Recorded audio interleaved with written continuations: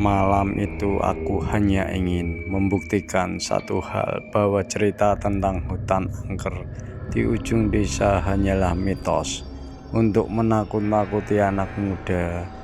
Namanya hutan waringin tua. Orang-orang bilang siapapun yang masuk setelah maghrib akan pulang dengan jumlah yang berbeda. Bukan kurang, bukan lebih, tapi berbeda. Aku tertawa saat mendengarnya.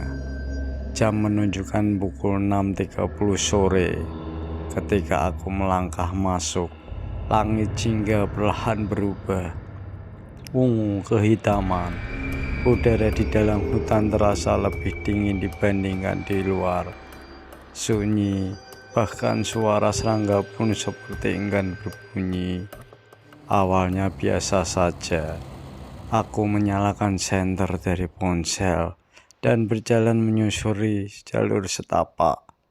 Tapi anehnya, setelah 15 menit berjalan lurus, aku kembali ke pohon besar yang sama, batangnya berlubang seperti mulut menganga. Perasaan tadi sudah lewat di sini, gumamku.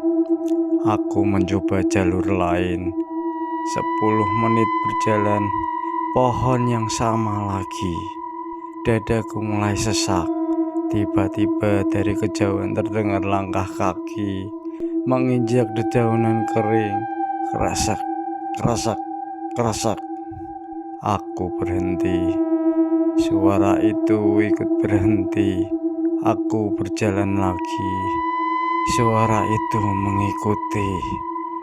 "Siapa di sana?" teriakku. Tak ada jawaban. Lalu samar-samar di antara kabut tipis, kulihat seorang berdiri membelakangiku. Tingginya sama, posturnya sama, jaketnya sama persis dengan yang kupakai. Aku membeku. "Mas," panggilku pelan, mengira mungkin itu orang lain yang tersesat. Sosok itu perlahan berbalik dan jantungku seperti berhenti berdetak. Wajahnya adalah wajahku, bukan mirip, tapi persis. Tatapan matanya kosong, pucat, bibirnya menyeringai, tipis, senyum yang tak pernah kulakukan. "Akhirnya kamu datang," katanya. Suaranya, suaraku. Aku mundur satu langkah, dia maju satu langkah. Aku menggeleng, dia tetap tersenyum. "Kamu tidak seharusnya masuk sini," katanya. "Tempat ini lagi butuh pengganti." Pengganti. Angin mendadak berhembus kencang. Daun-daun berputar seperti pusaran. Senterku berkedip-kedip. "Apa maksudmu?" teriakku. Dia mengangkat tangan kanannya. Aku refleks. Aku ikut mengangkat tangan kananku, tapi gerakannya lebih cepat, seolah aku yang mengikuti dia, bukan sebaliknya. Lalu suatu yang mengerikan terjadi. Bayanganku di tanah tidak lagi sesuai dengan gerakanku. Bayangan itu berdiri sendiri dan perlahan berjalan menuju sosok itu.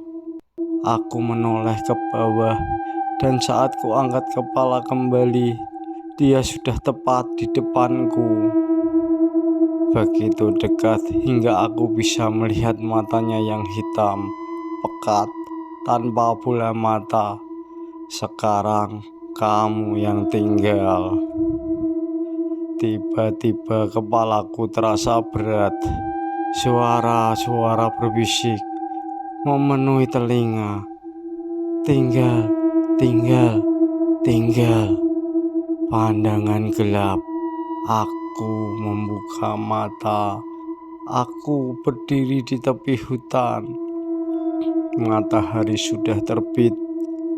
Beberapa warga desa berlari menghampiriku. "Andre, kamu hilang semalaman," teriak salah satu dari mereka. Aku ingin menjawab, tapi ada yang terasa aneh di tubuhku. Ringan, terlalu ringan. Saat kulihat ke arah hutan, di antara pepohonan, kulihat seorang berdiri di sana. Wajahnya pucat, matanya ketakutan. Dia berteriak tanpa suara. Wajahku.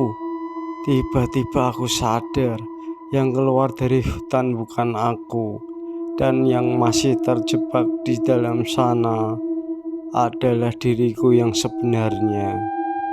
Aku menoleh pada warga desa dan tersenyum. Senyum yang bukan milikku. Dan sejak hari itu, setiap malam aku berdiri di tepi hutan waringin tua, menunggu seseorang yang cukup bodoh untuk masuk setelah maghrib. Karena hutan itu selalu butuh pengganti.